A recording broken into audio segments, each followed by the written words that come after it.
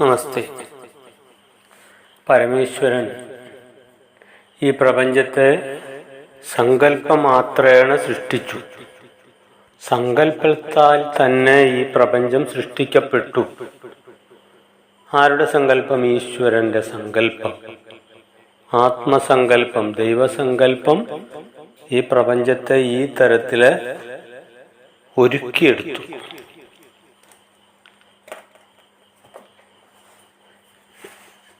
ഈശ്വരൻ പ്രപഞ്ചത്തെ സങ്കല്പം കൊണ്ട് സൃഷ്ടിച്ചു എന്ന് കേൾക്കുമ്പോൾ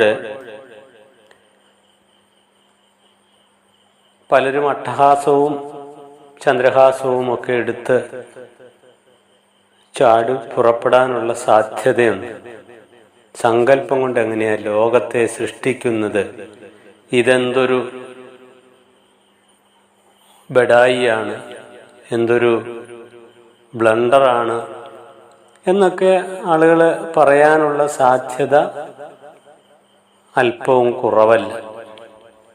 തന്നെയല്ല, നമ്മളുടെ ഇട്ടാവട്ടത്തിലുള്ള കാഴ്ചപ്പാടാണ് ശരി എന്ന് വിചാരിക്കുന്ന ആളുകൾ അപ്പോൾ തന്നെ ഇതിനെ എതിർക്കും, നഖശികാന്തം എതിർക്കും. സങ്കല്പം കൊണ്ട് അങ്ങനെ ഒരു സൃഷ്ടി നടക്കില്ല എന്നവര് സ്ഥാപിക്കാൻ വേണ്ടി എത്രമാത്രം വേണമെങ്കിലും മുമ്പോട്ട് പോകാനും തയ്യാറാണ്. ഇതാര് പറഞ്ഞാലും ഞങ്ങൾ അംഗീകരിക്കില്ല.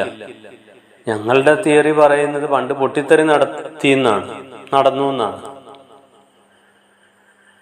അതിൽ മാത്രം പിടിച്ചു നിൽക്കുന്ന ഞങ്ങൾക്ക് എങ്ങനെ ഈ സങ്കല്പ മാത്രം കൊണ്ട് സൃഷ്ടി നടക്കുമെന്ന് പറയാൻ സാധിക്കും? ഇത് ശരിയല്ല എന്നൊക്കെ അവര് പറയും. അവരോട് ഒന്ന് തിരിച്ചു ചോദിക്കേണ്ടതുപോലെ ചോദിച്ചാല് അവർ ചിലപ്പോൾ സമ്മതിച്ചെന്ന് വരും.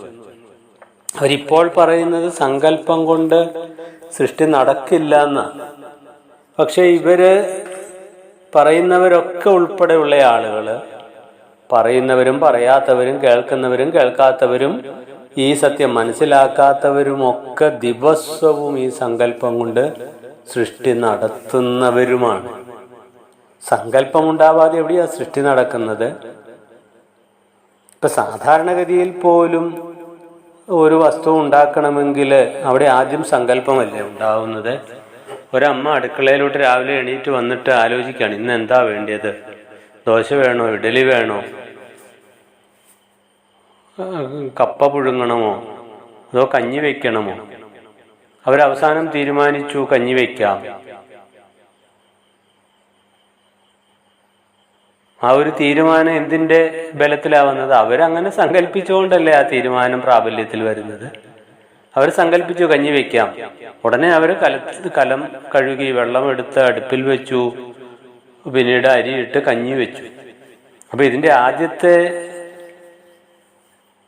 ഭാവം എങ്ങനെയായിരുന്നു? അല്ലെ, ആദ്യത്തെ പടി എന്തായിരുന്നു? സങ്കല്പം തന്നെയല്ലേ. ഒരു വീട് വെക്കണം, സങ്കല്പമില്ലാതെ വീട് വെക്കാൻ നോക്കുവോ?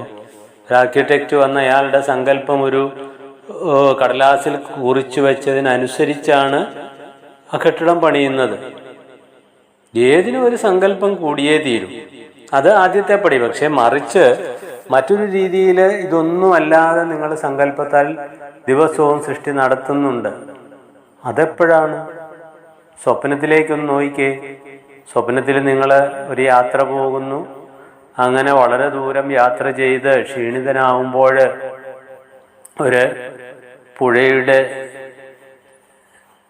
സമീപത്തൂടെ പോകുന്ന വേളയിൽ പുഴയിലിറങ്ങി കയ്യും കാലും ഒക്കെ കഴുകി ആവശ്യത്തിന് വെള്ളം കുടിച്ച് തൃപ്തനായി നോക്കിയപ്പോൾ അപ്പുറത്ത് ഇതാ പുഴയുടെ അങ്ങേ സൈഡിൽ ഒരു ആന നിന്ന് വെള്ളം കുടിച്ചുകൊണ്ട് നിൽക്കുന്നു.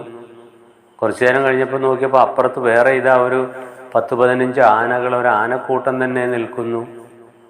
ഈ കാടിന് സമീപമുള്ള വഴിയിൽ കൂടി യാത്ര ചെയ്ത യാത്രികൻ ഈ ആനയെയൊക്കെ കണ്ട് ഭയപ്പെടുന്നു. കുറെ നേരം ആന അവിടെ നിന്ന് വെള്ളം കുടിച്ചു തിരിച്ചു പോവാൻ തുടങ്ങുന്നു. അപ്പോഴാണ് ഒരാന ഈ യാത്രികനെ കാണുന്നത്. ആന ഇയാളുടെ നേരെ വളരെ വേഗം ഓടിയടുക്കുകയാണ്. ഇയാള് ഓടാൻ നോക്കിയിട്ട് ഓടാൻ പറ്റുന്നില്ല. അവസാനം ഇതാ ആന അടുത്തെത്തി. ആനയുടെ കാലുയർത്തി അയാളുടെ നെഞ്ചത്തേക്ക് ചവിട്ടുകയും ഇയാൾ അയ്യോ എന്നൊരു കാർച്ചയോടുകൂടി ഉണർന്നെണീക്കുകയാണ്. സ്വപ്നത്തിലാണ് ഇത്രയും കാര്യങ്ങൾ കണ്ടത്. ഇയാൾ സ്വപ്നത്തിലാണ് ഈ യാത്ര ചെയ്യുന്നതും ക്ഷീണിക്കുന്നതും പുഴയിലിറങ്ങിയതും വെള്ളം കുടിക്കുന്നതും ആനയെ കണ്ടതും ആന ചവിട്ടുന്നതും ഒക്കെ ഒരു സ്വപ്നം കണ്ടതായിരുന്നു. അപ്പൊ ഇയാൾ ഇത്രയും ആനയെ ഉണ്ടാക്കിയത് എങ്ങനെയാ? ഇത്രയും സ്വപ്നത്തിലെല്ലാം കണ്ടതാണ്. ഭയപ്പെട്ടു ഇയാള് അയ്യോന്നും പറഞ്ഞ് ശബ്ദമുണ്ടാക്കി ഉണരുകയും ചെയ്തു. അപ്പൊ ആ ഉണരുന്നത് വരെ അയാൾ അതെല്ലാം കണ്ടും കേട്ടും അറിഞ്ഞുവിരിക്കുകയായിരുന്നു. അപ്പൊ നിങ്ങൾ സങ്കല്പം കൊണ്ട് എന്തെല്ലാം ഉണ്ടാക്കാം. എല്ലാം ഉണ്ടാക്കുന്നത് സങ്കല്പം കൊണ്ടാണ്. അപ്പൊ സങ്കല്പം കൊണ്ട് രാത്രിയിലെ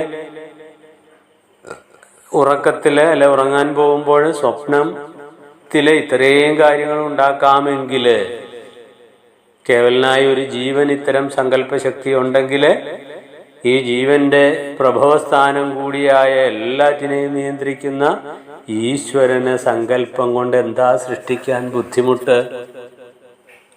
മറ്റേതൊരു സൃഷ്ടിപ്രക്രിയയും അന്യൂനമായിരിക്കില്ല, ന്യൂനതയുള്ളതായിരിക്കും. ഇപ്പൊ ഇവിടെ സൃഷ്ടിയെക്കുറിച്ച് ക്രമസൃഷ്ടിയൊക്കെ വിവരിക്കുമ്പോൾ നമ്മളുടെ മുമ്പിൽ വരുന്ന ഒരു പ്രഹേളിക, ഈ മാങ്ങയാണോ ആദ്യം ഉണ്ടായത് മാങ്ങാണ്ടിയാണോ? അതെങ്ങനെ തർക്കിച്ച് പോകാമെന്നല്ലാതെ ഒരിക്കലും അതിനൊരു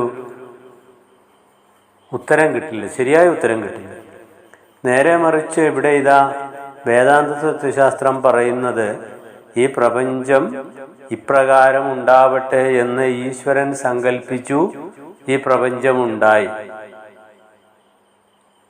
അപ്പൊ അവിടെ എന്തുണ്ടായി? മാവുമുണ്ട്, മാങ്ങാപ്പഴവുമുണ്ട്. സ്വപ്നത്തിൽ നമ്മൾ മാവ് കണ്ടപ്പോൾ ആ മാവില് ഒരു 500 മാങ്ങ കിടപ്പുണ്ട്. അപ്പം മാങ്ങയാണോ മാവാണോ മൂത്തതെന്നുള്ളൊരു ചോദ്യം അവിടെ ഉണ്ടാവുന്നേയില്ല. രണ്ടും ഒരേ സമയത്തുണ്ടായി.